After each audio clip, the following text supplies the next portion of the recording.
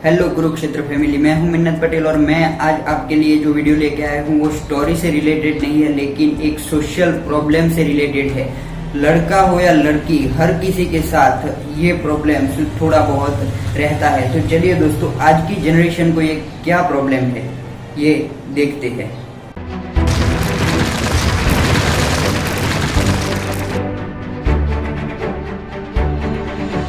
तो प्रॉब्लम कुछ ऐसा है और ये कमेंट आया है कि हाय सर, मुझे एक प्रॉब्लम है कि घर में और सोसाइटी में हमारे पेरेंट्स और रिलेटिव्स हमें सबके साथ कंपेयर करते हैं हर बात में, जैसे कि पढ़ाई की बात हो, मार्क्स की बात हो या जॉब की।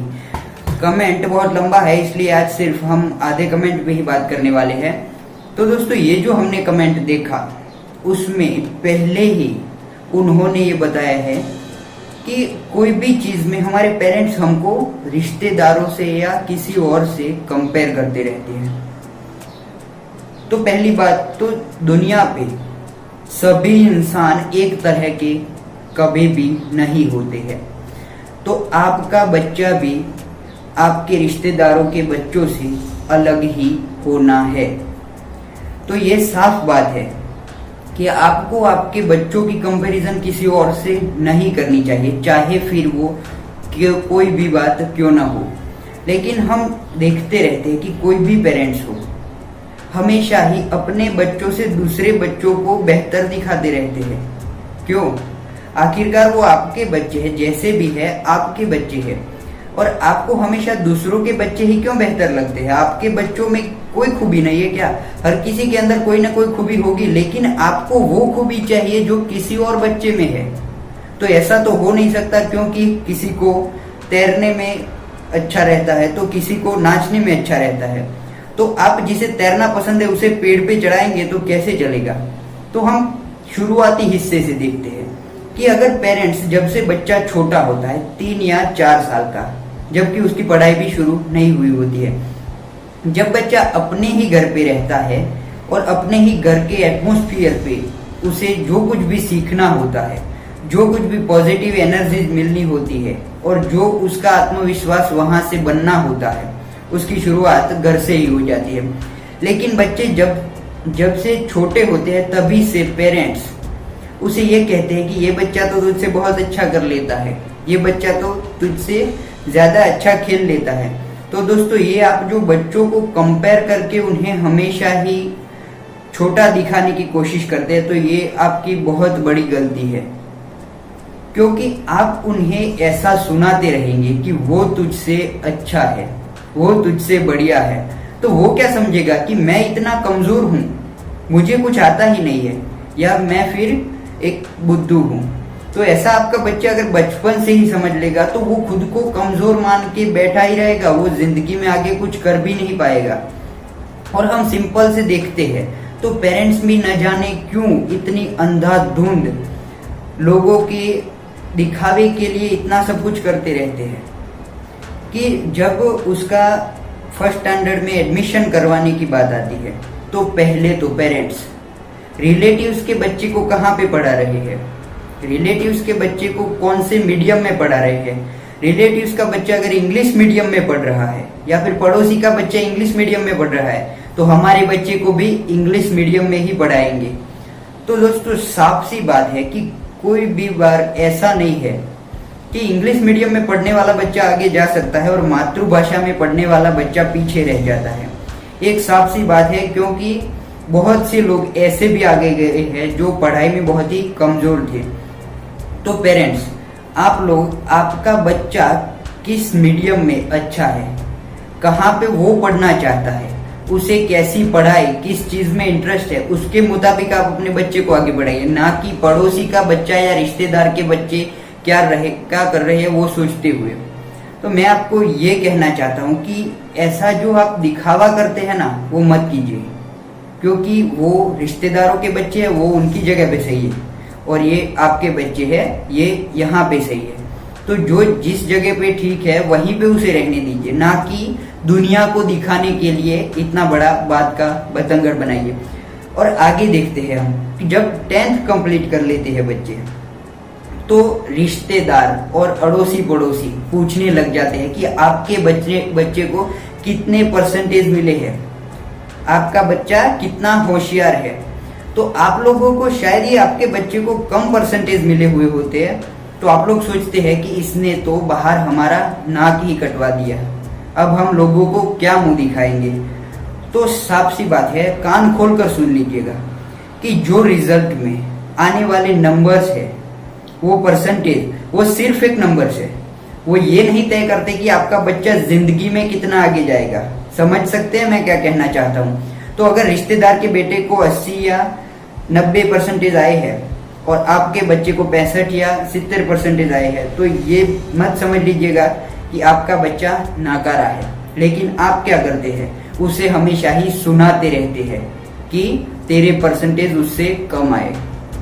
वो बच्चा भी अपने आप को ऐसा समझने लगता है कि मैं उससे कमजोर हूँ। लेकिन दोस्तों, आपके रिजल्ट्स में आने वाले नंबर्स सिर्फ एक नंबर्स है, ना कि आपकी काबिलियत। और उसके बाद हम देखें तो 10th के बाद जब कोई स्ट्रीम चॉइस करनी होती है, आर्ट्स, कॉमर्स या साइंस कोई भी, तो लोग क्या देखते हैं कि रिश्तेदार के बेटे ने साइंस लिया तो वो बहुत होशियार है, और हमारे बेटे ने कॉमर्स लिया तो हम लोगों को क्या मुंह दिखाएंगे। लेकिन दोस्तों, एक बात समझ लीजिए, जो जिस चीज में जाना चाहता है वो अगर उस रास्ते पे जाएगा तो बहुत आगे जाएगा। उसके अलावा अगर आपके दबाव में आकर वो शायद साइंस या उसे ना पसंद हो वो स्ट्रीम ले भी लेता है, तो जिंदगी में आगे नहीं जा पाएगा। ये जाहिर सी बात है, क्योंकि आपको ये समझना होगा। और कोई भी स्ट्रीम छोटी बड़ी नहीं होती, उसमें बच्चे का इंटरेस्ट कितना है वो सबसे ज्यादा मायने रखता है। तो पेरेंट्स, अपने बच्चे के पास से जानिए कि उसे क्या करना है, ना कि रिश्तेदार आपको सुझाव देते हैं। समझ रहे हैं? तो प्लीज ये करना बंद कर दीजिए कि अगर रिश्तेदार का बेटा ये कर रहा है तो हमारा बेटा भी यही करेगा, हमारा बेटा उससे कम थोड़ी ना है। तो मैं भी यही बोलने जा रहा हूँ कि आपका बेटा या आपकी बेटी रिश्तेदारों के बच्चों से कम थोड़ी ना है। जो आप वो कर रहे हैं वही उनके पास से करवाना चाहते हैं, शायद ये उनसे भी कुछ बड़ा करेंगे। तो दोस्तों, अपने बच्चों पे पहले तो भरोसा रखिए, ना कि उन पे शक करते रहिए कि ये जिंदगी में कुछ करेगा भी या नहीं। अपने बच्चों को हमेशा आपके सपोर्ट की, आपकी समझ की जरूरत होती है, लेकिन हम अक्सर ही उन्हें क्या देते हैं कि तुम नाकारा हो और तुम कमजोर हो। तो ये बहुत ही गलत चीज है।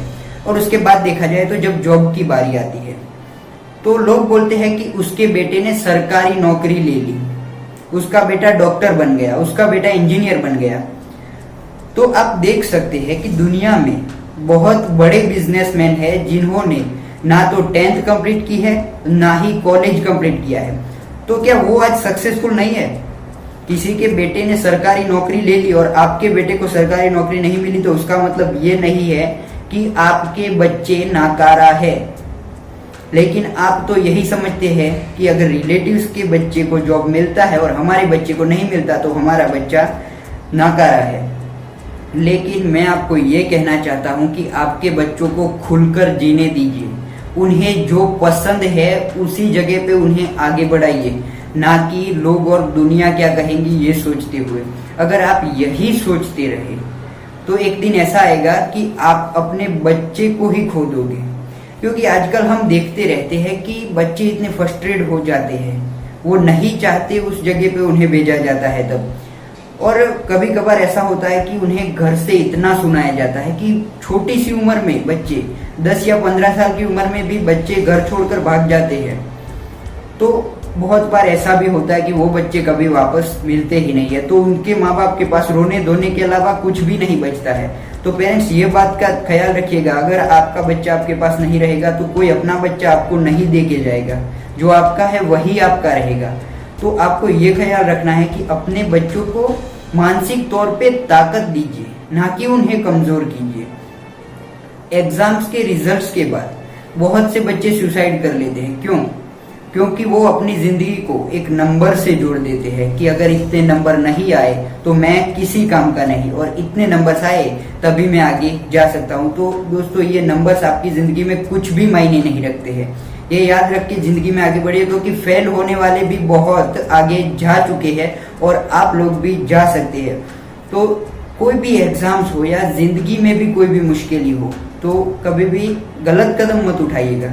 और पेरेंट्स को भी मैं कहना चाहता हूँ कि अपने बच्चों के कंधे पर हाथ रख के ये कहिएगा कि तू बहुत कुछ कर सकता है, तू जो भी करेगा हम तेरे साथ है, लेकिन बेटा कुछ गलत मत करना। तो मैं आपको ये विश्वास दिला सकता हूँ कि आपके बच्चे कभी कोई गलत काम नहीं करेंगे, लेकिन आपको उनके साथ रहना होगा, ना कि दुनिया और सोसाइटी क्या कहती है ये सोच के, क्योंकि बच्चे आपके हैं, जिंदगी आपके बच्चों की है और आगे जाके आपके बच्चे ही आपके साथ रहने वाले हैं। तो ये जो हमें क्वेश्चन पूछा गया था ये एक वीडियो में तो खत्म नहीं हो सकता, तो दोस्तों इसके लिए हम पार्ट 2 बनाने वाले हैं। तब तक के लिए जुड़े रहिए हमारे चैनल पे, चैनल को सब्सक्राइब कीजिए, लाइक कीजिए, कमेंट कीजिए। तब तक के लिए जय हिंद।